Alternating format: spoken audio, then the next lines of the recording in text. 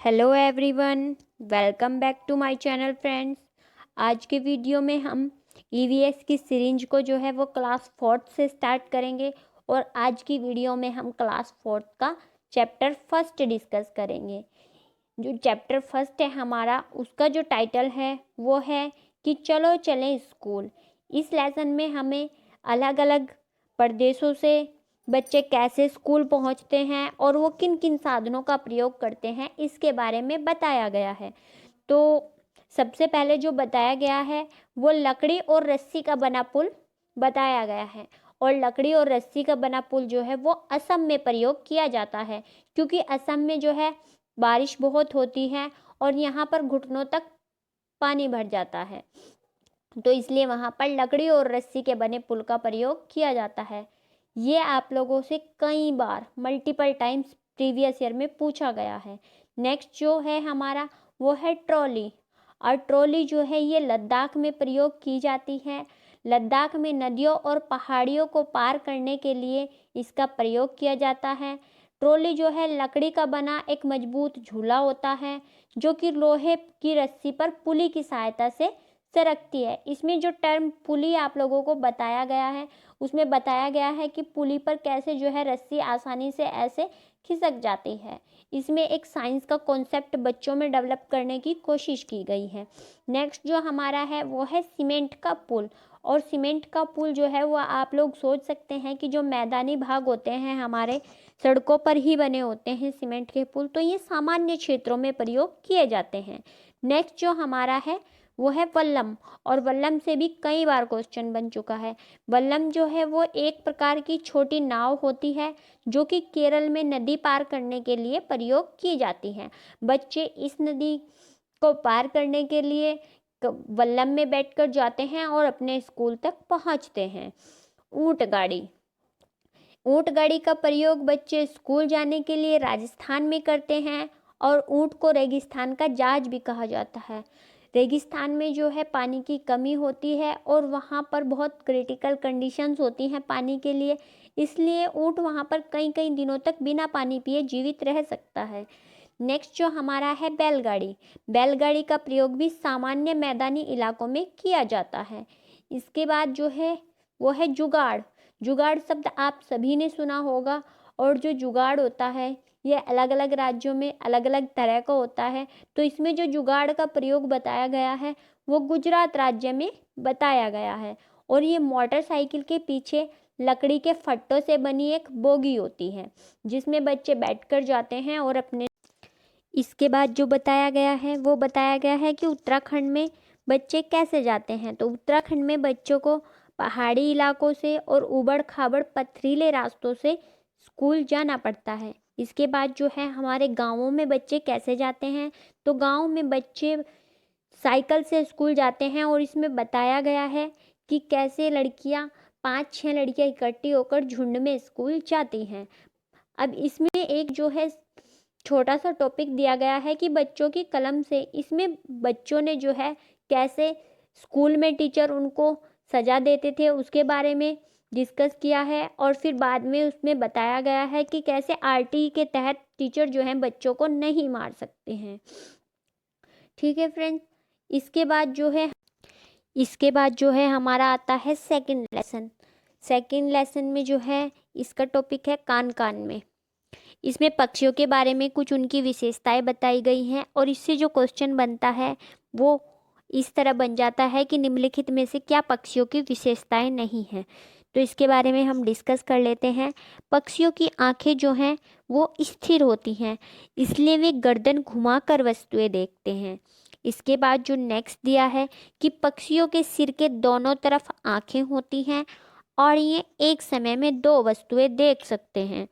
इसके बाद जो नेक्स्ट पॉइंट है, पक्षी जब सीधे देखते हैं तो उनकी आंखें एक ही जगह पर फोकस करती हैं और वो ज़्यादा क्षेत्र देख पाते हैं।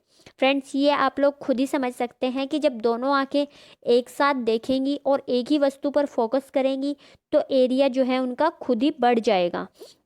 इसके बाद जो पॉइंट है कि पक्षियों के सिर पर आंखें तथा कान छेद के रूप में होते हैं और पंखों से ढके रहते हैं। तो पक्षियों के कान जो हैं वो छेद के रूप में होते हैं। छिपकली और मगरमच्छ के कान भी छोटे छेद होते हैं जो आसानी से हमें दिखाई नहीं देते। नेक्स्ट पॉइंट है, बहुत सालों पहले पृथ्वी पर डायनासोर्स पाए जाते थे जो अब लुप्त प्राय हो गए हैं। इसके बाद जो पॉइंट है कि डायनासोर से मिलते जुलते जानवर का नाम बताइए। तो जो डायनासोर से मिलते जुलते जानवर का नाम है वो दरियाई घोड़ा और मगरमच्छ है। ये क्वेश्चन पूछा जा चुका है कि जो दरियाई घोड़ा है वो किससे मिलता जुलता जानवर है। इसके बाद जो नेक्स्ट पॉइंट है वो है हमारा राष्ट्रीय पशु। हमारा राष्ट्रीय पशु बाघ है, इसके बारे में बताया गया है।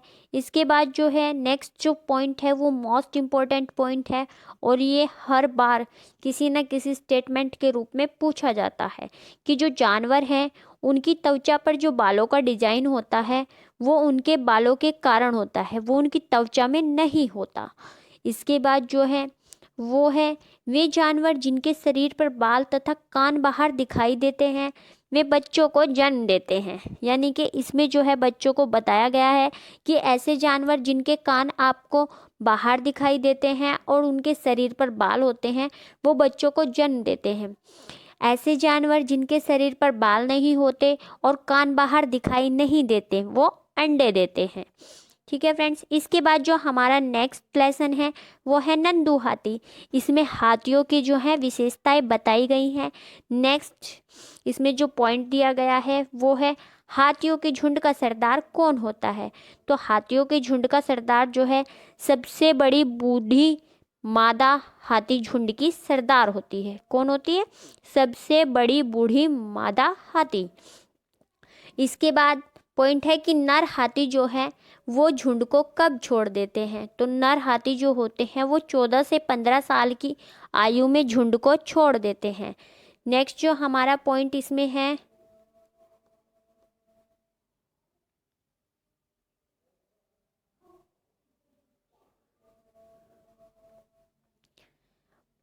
वो पॉइंट है हमारा कि एक वयस्क हाथी एक दिन में कितना भोजन खाता है। तो एक वयस्क हाथी एक दिन में लगभग 100 किलोग्राम यानी कि 1 क्विंटल पत्ते और टहनियाँ खाता है। इसके बाद नेक्स्ट पॉइंट है कि हाथी मिट्टी में क्यों लेटते हैं। तो हाथी मिट्टी में जो है अपनी त्वचा को ठंडक पहुंचाने के लिए लेटते हैं। इसके बाद नेक्स्ट पॉइंट है कि एक हाथी एक दिन में कितने घंटे सोता है। तो एक हाथी जो है वो 2 से 4 घंटे एक दिन में सोता है। एक झुंड में कितने हाथी होते हैं। तो एक झुंड में 10 से 12 हाथी होते हैं और 3 माह के हाथी के बच्चे का भार जो है कितना होता है, ये 200 किलोग्राम होता है। ये 2 क्वेश्चंस हमेशा पूछे जाते हैं कि एक वयस्क हाथी एक दिन में कितना भोजन खाता है और 3 माह के हाथी के बच्चे का भार कितना होता है। इसके बाद नेक्स्ट पॉइंट जो है वो है कि हाथी अपने कान का प्रयोग किस लिए करते हैं।